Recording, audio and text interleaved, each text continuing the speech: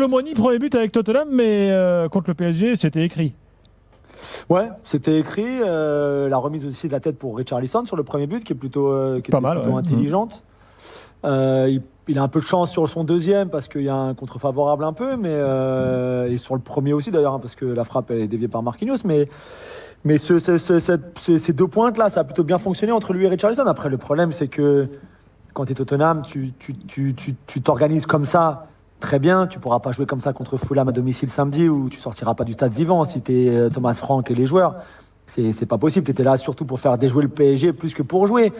Et surtout, tu peux pas tenir 90 minutes comme ça. À un moment, il manque quelque chose. Tu fais des erreurs, il y a moins de discipline, il y a beaucoup plus d'espace qui se libère pour l'adversaire, surtout en plus quand le PSG augmente lui son intensité en seconde période et que Luis Enrique fait les bons changements. Donc c'était la première. Il y a eu du positif quand même, surtout par rapport à ce qu'on avait vu dimanche contre Arsenal.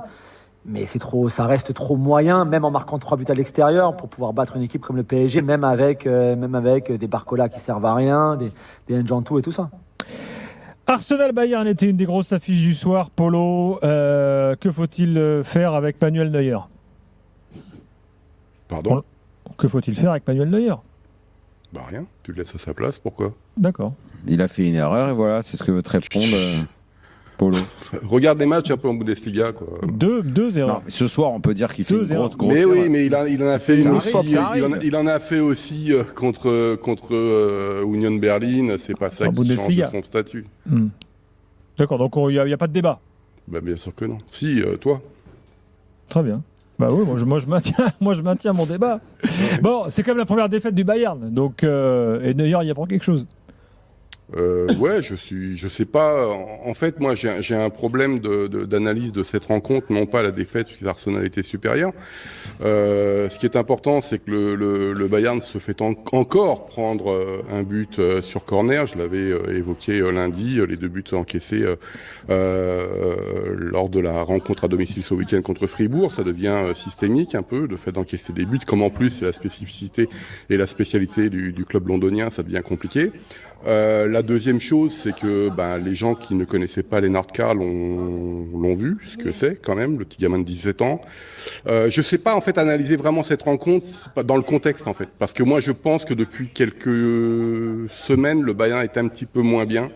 On l'a vu en Bundesliga, j'avais annoncé la défaite fort probable du Bayern contre Arsenal. Lundi et je sais pas si c'est une défaite importante si le Bayern réagit. Moi je pars du principe que le Bayern voulait marquer les esprits européens en rencontrant le PSG, ils l'ont fait, et je partais du principe qu'Arsenal devait envoyer un message à l'Europe contre le Bayern, et ils l'ont fait. Donc ce qui m'intéresse, c'est comment le Bayern va réagir maintenant, parce que ça ne change strictement rien cette défaite contre Arsenal dans la nouvelle formule. Ce qui m'intéresse, c'est est-ce que le Bayern était en surchauffe depuis le début de la saison, ou si finalement c'est juste un match comme ça et puis on verra ce qui va se passer par la suite. Côté Arsenal, Julien, qu'est-ce que tu veux retenir? Declan Rice déjà, parce que j'ai trouvé son match, surtout la seconde période, extraordinaire, sincèrement. Alors je pense qu'on peut donner aussi pas mal de crédit à ses numéros 6, que ce soit Rice, que ce soit Pedri. Bon, Pedri est blessé là, mais Pedri, Vitinha, Caicedo, ces joueurs-là dont on n'avait pas l'habitude de parler avant. C'était plus les joueurs de l'ombre, les fameux porteurs d'eau, tout ce qu'on veut, et qui sont devenus des joueurs mais tellement complets dans tout ce qu'ils peuvent faire avec le ballon, attaquer, défendre, tacler, marquer, faire des passes d'aise, tirer des coups francs, enfin tout ça quoi. Moi, au parc, le match de Vitinha, je trouve que c'est, à part l'erreur sur le but de Colomani, mais sinon, je trouve ça, c'est un niveau assez incroyable. Le match de Rice ce soir, il est incroyable. Caicedo hier, c'est incroyable. Et donc, moi, je trouve que c'est bien aussi qu'on parle de ces numéros aussi dont on n'a pas trop l'habitude de parler. Mais moi, je trouve Rice superbe ce soir. Et la seconde période d'Arsenal, pour moi, c'est comme vient de le dire Polo, c'est un vrai message envoyé, quoi. T'as un banc qui est super fort. Madueke, Martinelli, ça marque. Il te manque Gabriel. Et pourtant, t'as pas et même Hincapié, même Calafiori. Et je trouve que tu n'en souffres pas tant que ça, finalement, non plus. Tu as encore Odegaard qui n'est pas revenu, tu n'as pas Gyökeres. Enfin, tu vois, c'est quand même, c'est même pas ta Arsenal, meilleure c'est équipe. 5 matchs, 5 victoires, un seul but encaissé. Ouais, c'est impressionnant. Et 14 buts marqués. C'est impressionnant et c'est la continuité de ce qu'on a vu depuis le début de saison. même en championnat, même s'ils ont quelques petites erreurs comme le but encaissé en fin de match à Sunderland pour faire match nul par exemple. Mais je trouve que c'est tellement fort sans ballon surtout. Après avec le ballon, c'est pas le jeu le plus sexy, ça c'est sûr, mais ils sont dans l'efficacité dans les deux surfaces. Moi je trouve ça vraiment impressionnant. Voilà pour ce match, il y a plein de choses à dire ce soir, donc il faut qu'on enchaîne. Le meilleur joueur du monde a mis un quadruplé, mon cher Edgar. J'imagine que Madrid est en lévitation. Oui. Alors moi j'avais juste un œil sur ce match parce que j'étais au stade pour Atlético Inter, mais effectivement quadruplé. Et surtout ce qui est souligné par la presse espagnole ce soir après le match, c'est l'entente entre Vinicius et Mbappé. On a eu des actions et surtout une multiplication d'actions et de combinaisons entre les deux joueurs que malheureusement on a rarement vu depuis qu'il est arrivé au Real Madrid et depuis que ces deux joueurs-là jouent ensemble. Et donc c'est la grande satisfaction ce soir, c'est surtout de voir la bonne entente. Il y a 2 passes décisives de Vinicius Junior pour Mbappé. Il y a aussi un but refusé à Vinicius sur une passe décisive de Mbappé. Donc ça, c'est la satisfaction. Maintenant, ce qu'on dit aussi sur ce match-là en Espagne, c'est que même un quadruplé, même cette entente-là, n'efface pas les problèmes défensifs une nouvelle fois qu'on a vu ce soir et n'efface pas, je vais pas utiliser le mot crise, mais on n'en est quand même pas très très loin avec ce Real. On sent qu'on est à une défaite près et encore une fois, t'encaisses 3 buts face à l'Olympiakos et t'as l'impression surtout que ces équipes-là ont beaucoup trop de facilité à se procurer des occasions et à marquer des buts. Et ce qui est étrange, c'est que c'est pas quelque chose qu'on voyait en début de saison. On avait l'impression en tout début de saison, avec l'arrivée de Xavi Alonso, que justement, avec les efforts qui étaient faits à la perte de balle par cette équipe, ils évitaient un certain nombre d'occasions assez simples, faciles, qu'ils prenaient la saison d'avant, ou en tout cas, il y avait des situations dangereuses pour les équipes adverses la saison dernière, beaucoup trop facilement. Et là, ce défaut-là est un petit peu revenu dans le jeu du Real Madrid ces dernières semaines, donc c'est assez préoccupant. C'est une victoire qui à la fois fait du bien parce que il la fallait après 3 victoires et après 3 matchs à Calais, 3 matchs sans but de Mbappé et sans victoire. Là, ils marquent et ils arrivent à gagner. Mais c'est pas une victoire rassurante. Bon, 4-3, donc je le rappelle, à Olympiakos. Parlons un peu d'Atlético Inter, Daniele. L'Inter qui perd à l'Atlético et de Garriete, hein, donc il va dire ce qu'il en pense. Mais que retenir de ce match côté Inter, Daniele? C'est la 2e défaite de suite, la 5e en saison. Et on est encore en train de dire que l'Inter elle était malchancée, qu'elle a mieux joué que son adversaire. Kivu, il a dit qu'il a fumé 3 cigarettes après le match. Mais moi, je pense que voilà, il y a des défauts à cet Inter, ils sont assez clairs. Il a beaucoup de mal à rentrer dans la surface. Il a beaucoup de mal à se créer des occasions. Et après, elle peut pas se plaindre non plus si à la dernière minute, il y a un joueur qui saute très bien, parce que Jiménez, il a fait un très bon but. Ça m'a rappelé un peu Godin avec l'Uruguay à la Coupe du Monde 2014 contre l'Italie, justement. Mais après, personne ne le marquait. Il y a un manque de caractère dans cette équipe qui commence à être mise un peu en question aussi sur les plateaux, notamment sur Sky. Il commence à parler d'une manière un peu plus aigre, on va dire, à Kivu. Je pense qu'il y a moins de patience là. Après, cette défaite-là, ça ne change rien à la Champions League de l'Inter, même si les prochains 3 matchs aussi ne vont pas être simples. Mais c'est la première défaite en Champions League. Ils avaient gagné tous les matchs qu'ils avaient à gagner avant. Mais voilà, dans la saison, ça commence à peser. Les supporters, ils commencent un peu à être déçus. Et ça ne suffit pas de dire... Les supporters ne sont pas contents en ce moment quand même. Hein. Oui, mais l'Inter, vous savez, l'année dernière, elle arrive 2e en Champions League. C'est-à-dire, elle perd la finale avec le PSG, mais à part ça, elle a fait une superbe Champions League. Elle arrive 2e en championnat. Après un Naples un peu miraculeux, même si elle a perdu 2 points. Pour faire mieux que ça, il faut gagner les championnats ou il faut gagner la Champions League ou quand même aller une nouvelle fois en finale. Tout ce que c'est au-dessous de ça, ça va être décevant. C'est ça qu'ils n'ont pas compris. Ils continuent à dire il faut avoir patience, mais ça, c'est une équipe que soit elle gagne, soit elle part à 1000 morceaux, quoi. L'Atlético avait besoin d'une victoire, hein, parce qu'ils n'étaient pas très bien. Oui. Là, maintenant, ils ont 9 points. C'était donc, 20e au coup d'envoi. On a vu Diego Simeone exploser littéralement. Bon, là, Diego Simeone. Tu nous dis quoi de la performance ? Mais déjà qu'il y a une très très bonne entrée d'Antoine Griezmann. Autant je trouve que de part et d'autre les entrants ont pas eu un énorme impact sur le match. Autant s'il y en a un qui a eu de l'impact, c'était Antoine Griezmann parce qu'il était, en fait, il a fait tout ce qu'on attend de lui, c'est-à-dire qu'il a eu un impact tout de suite. Il a touché des ballons tout de suite. Et quand on a Griezmann sur le terrain, c'est pour lui donner un maximum de ballons parce que sur une demi-heure, il est toujours capable d'être à un très haut niveau. Et c'est ce qu'il a fait. Il a été dangereux et à la fin, c'est lui qui fait la passe décisive avec ce corner très très bien tiré et la tête de Jiménez. Donc ça, c'est la satisfaction côté Atlético. Après, je comprends ce que dit Daniele dans l'analyse de la presse italienne. J'ai eu la sensation que l'Inter, si elle le voulait, pouvait être au-dessus sur ce match-là. Un match nul aurait été plutôt logique et si la pièce devait tomber d'un côté sur l'ensemble du match, ça aurait plutôt été du côté de l'Inter.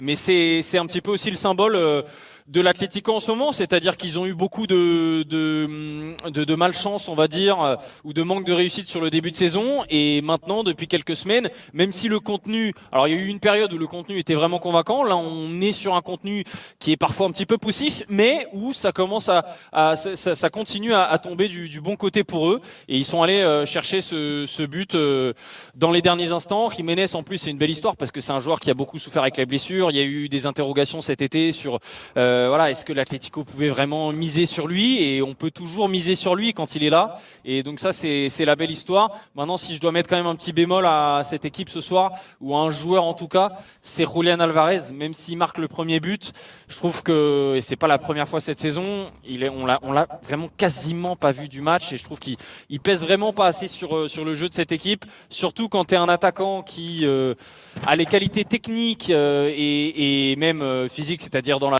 vivacité, dans la vitesse, comme lui. Je trouve ça dommage de pas mieux l'utiliser, et c'en est le premier responsable parce que j'ai l'impression qu'il peut faire beaucoup mieux dans le jeu pour cette équipe. Julien, tout de suite, parce que Liverpool a à nouveau perdu, et cette fois en Ligue des Champions, et cette fois de façon très large sur son terrain, 4-1 face au PSV Eindhoven. Le PSV on connaît, mais c'est pas non plus chapeau 1 des clubs européens. Julien, qu'est-ce qu'on peut dire ce soir sur la descente aux enfers de Liverpool? Des défaites, c'est des tartes.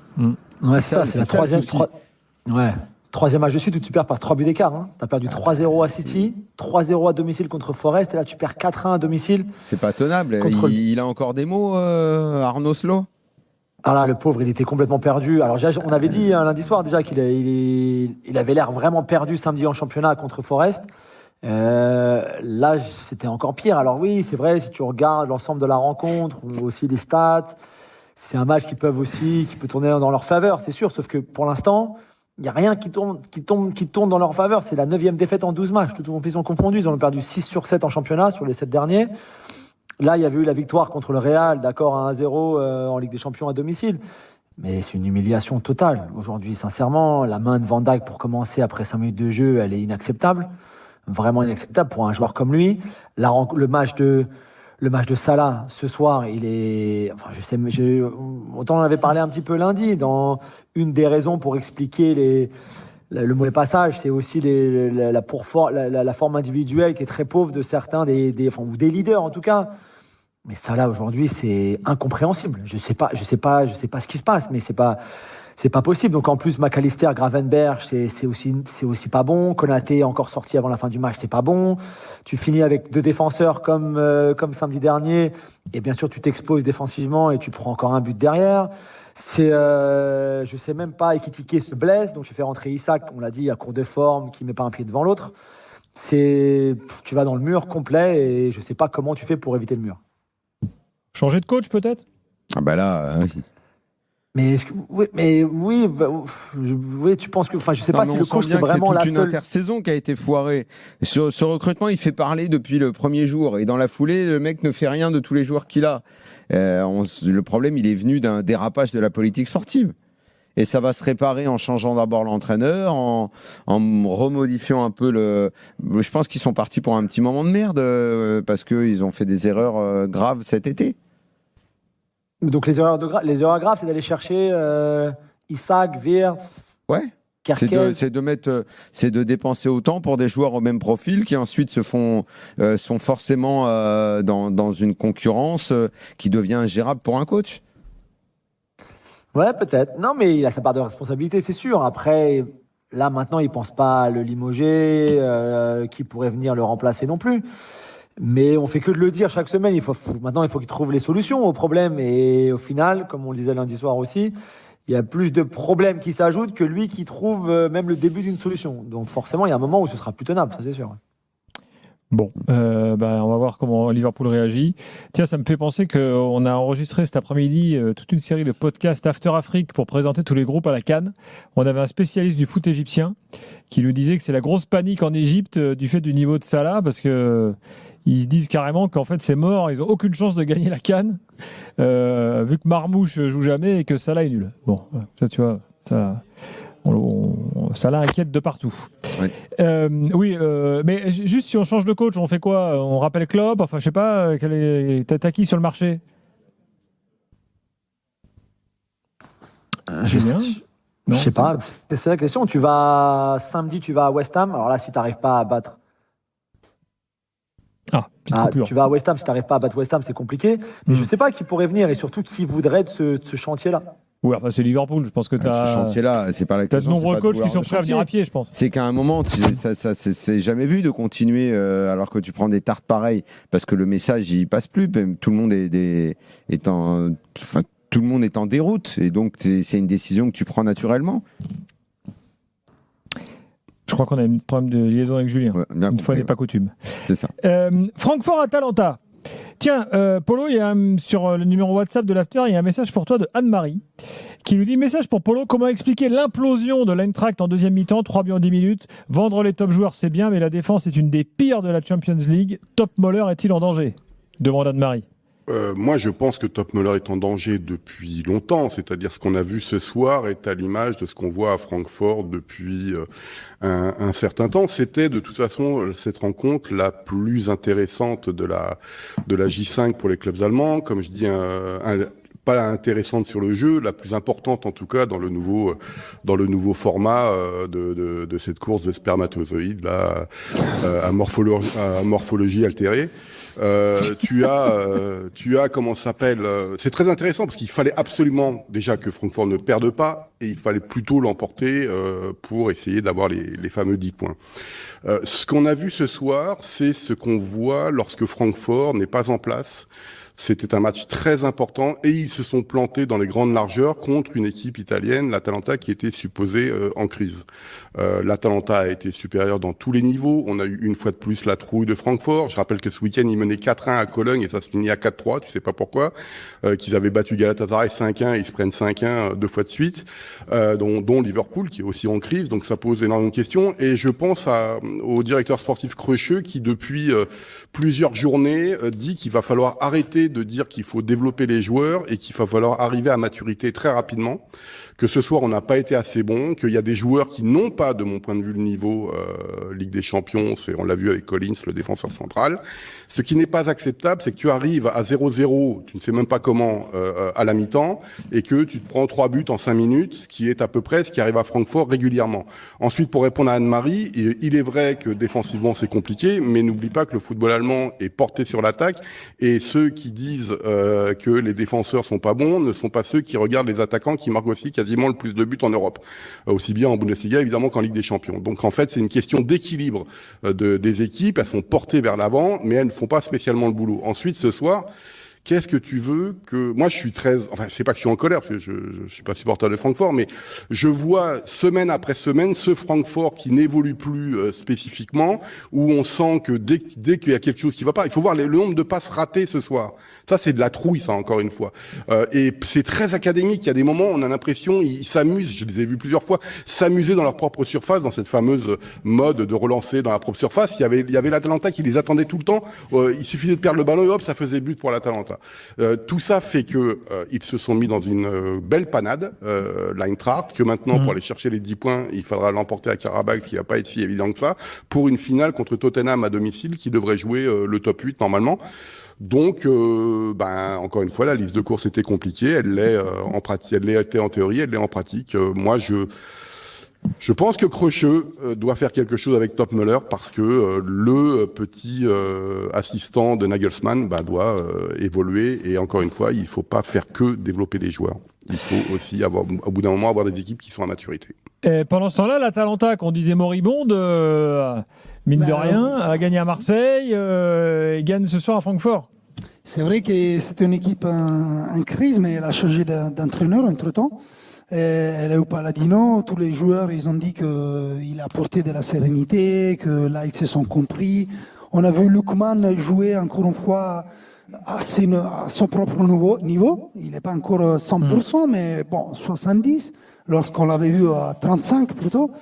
Et c'est vrai, ce qu'il dit Polo, que le Francfort, il a un peu fait les jeux de l'Atalanta, que c'est une équipe qui joue largement mieux quand elle peut défendre avec un bloc haut, voler la balle sur la surface adversaire, plutôt qu'aller bâtir, construire une occasion depuis le début. Après, voilà, moi je pense que quand l'Atalanta elle joue avec cette